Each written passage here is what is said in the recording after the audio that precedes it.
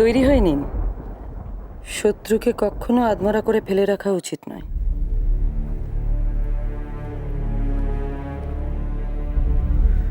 উৎসের দ্বারা ভেঙে গেছে দামিনী।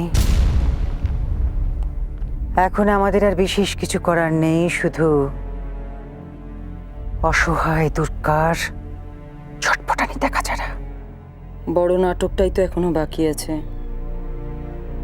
ভুলে যাবেন না।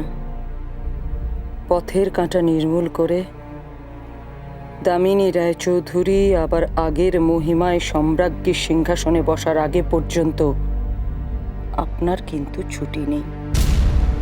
দেরি নেই, তারও আর বিশেষ দেরি নেই। দুর্গা আজ একা,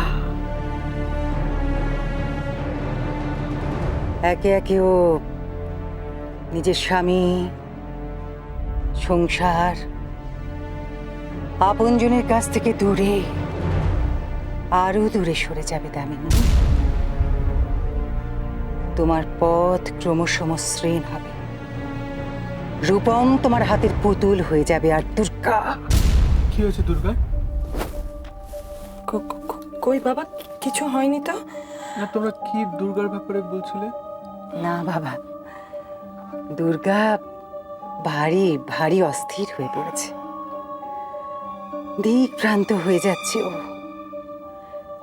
ওকে নিয়ে তোমার মামুনির চিন্তার শেষ নেই বাবা। কি করে ওকে সাহায্য করা যায় সে কথাই হচ্ছে। আমি তো মাকে বলছিলাম, দুর্গার একটা ব্যবস্থা না করে দিয়ে আপনার এখান থেকে যাওয়া একেবারে চলবে না। তুমি এখনো চলে যাবার কথা বলছো মায়া মা? আমি তো দুর্গাকে কত করে বোঝালাম, ওকে তোমার পা ধরে ক্ষমা চাইতে বললাম, তাও রূপম, রূপম ও মুখে ক্ষমা চাইলেও মনে তো ওর ওর ওর কোনো বিকার হয়নি না। আর সেই জন্য তো এত বড় ঘটনার পরেও ও তোমার তাবিজ খুলে নেওয়ার চেষ্টা করেছিল, তাই না? আমি তোমাদের আবারও বলছি, দুর্গা এখনো ছেলে মানুষ, কোনো কারণে ও নিজের ভালো মন্দ বুঝতে পারছে না বাবা। দামিনী, তোমরা সবাই মিলে ওর সমালোচনা করো না। দেখো, আমি এখানে থাকতে চাইছি না, তার কারণ এখানে আমার আর মন টিকছে না বাবা। না, আমি যেতে দেব না, কিছুতেই তুমি যাবে না। ঈশ্বর, এ তুমি আমাকে কি দ্বিধার মধ্যে ফেললে ঠাকুর। একদিকে পথ আমাকে টানছে, অন্যদিকে আমার সন্তান আমার পথ আগলে দাঁড়িয়ে। এই দ্বিধায় তুমি আমাকে পথ দেখাও ঠাকুর।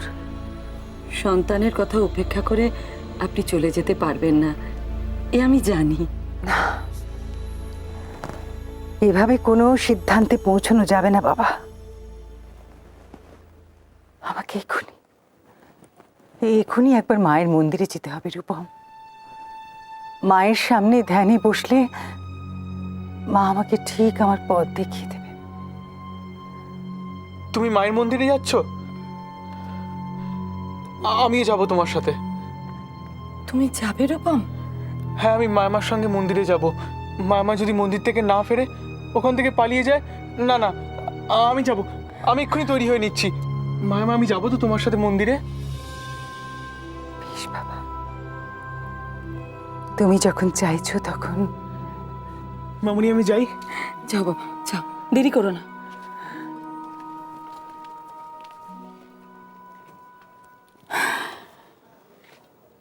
সবই মায়ের ইচ্ছে।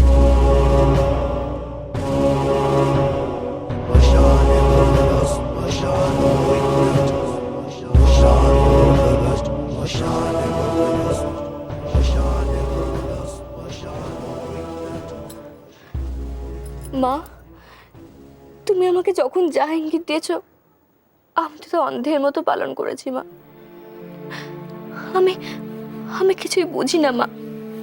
আমি শুধু তোমাকে বুঝি, তোমাকে ছাড়া কিচ্ছু বুঝি না মা। আমি বুঝতে পেরেছি মা, তুমি তুমি ওই স্বপ্নটা দেখে আমায় কি বলতে চেয়েছো। ওই মহিলা আসলে আমাকে ওর কাছ থেকে দূরে সরিয়ে দিতে চায়। আর আর আমি যদি না থাকি মা, ওকে আমি কি করে রক্ষা করবো মা? মা, ও যে বড্ড সরল মা, ও যে কিছু বুঝতে পারছে না।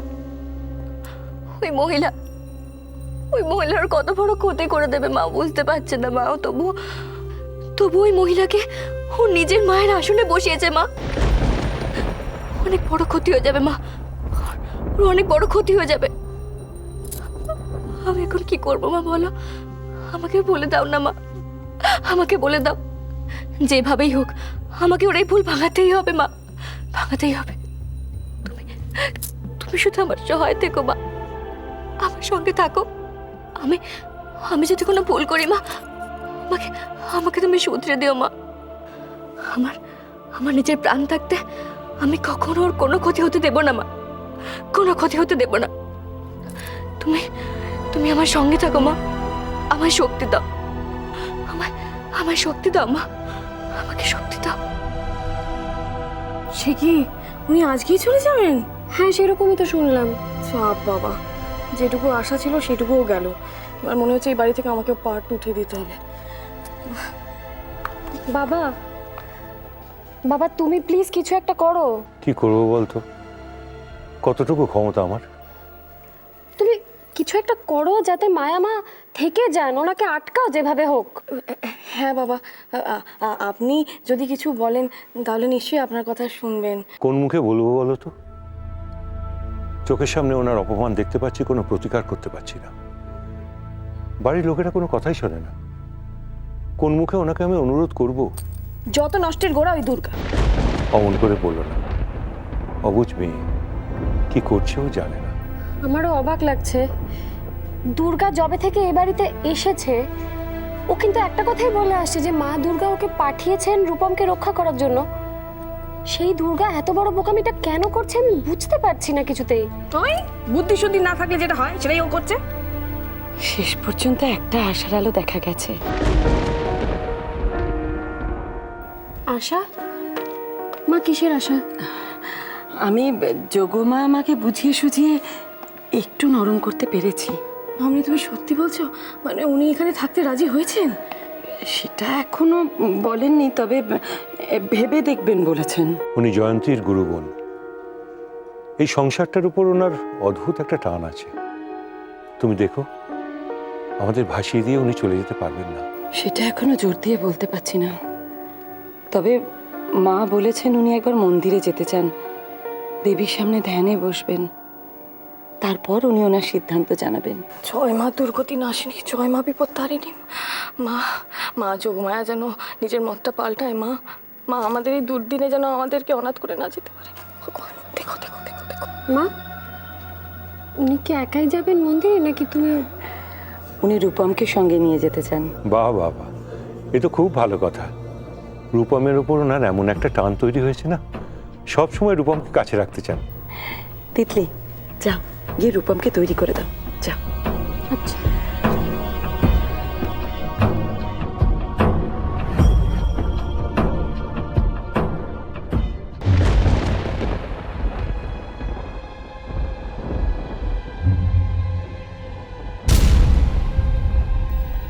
যান, গিয়ে বলুন কেউ আপনার কথা বিশ্বাস করবে না, কেউ না।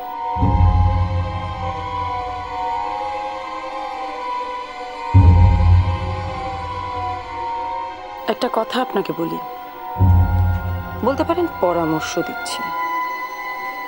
অনেক সময় সবকিছু জেনেও মুখ বন্ধ রাখতে হয়, তাতেই মঙ্গল হয়। আপনিও এখন আপনার মঙ্গলের কথা চিন্তা করুন, কেমন?